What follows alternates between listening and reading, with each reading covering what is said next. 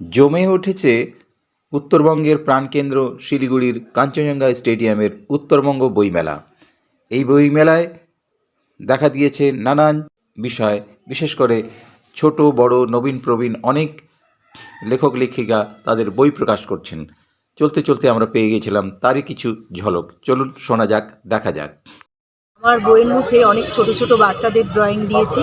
তারা আজকে কুড়ি হয়ে আছে, একদিন তারা ফুল হয়ে ফুটবে, এটা আমার এই বইয়ের মধ্যে সেইভাবেই প্রকাশ করতে চেয়েছি। এই বইমেলাতে এসে আমাদের এই বইগুলো সবার জন্য নিয়ে এসেছি উপহার। ছোট ছোট বাচ্চাদের ড্রয়িং, প্রবন্ধ এবং নিজস্ব কবিতাও আছে। লিখি প্রায় 15 বছর যাবৎ লিখছি, কিন্তু বই প্রকাশ করিনি। বিভিন্ন জায়গায় লিখেছি, বই বেরিয়েছে, কিন্তু এককভাবে বই বেরোয়নি। এবারই প্রথম আমার উদ্যোগ বই বের। আর আমার বইতে আছে কিছু কবিতা আছে, কিছু অসহায় মানুষের জীবন কাহিনী আছে, কিছু প্রবন্ধ আছে, আর এই অসহায় লোকদের নিয়ে কিছু আমি লিখেছি। এই বইমেলায় আমাদের স্টেডিয়ামের এখানে যে বইমেলাটা, আমাদের 3 লেখিকা শ্রীমতী কৃষ্ণা দাস, শ্রীমতী দীপ্তি মুখার্জি এবং শ্রীমতী পান্না দাস, এই 3 মহাশয়া তাদের যে উৎকর্ষতা এখানে তুলে ধরেছেন।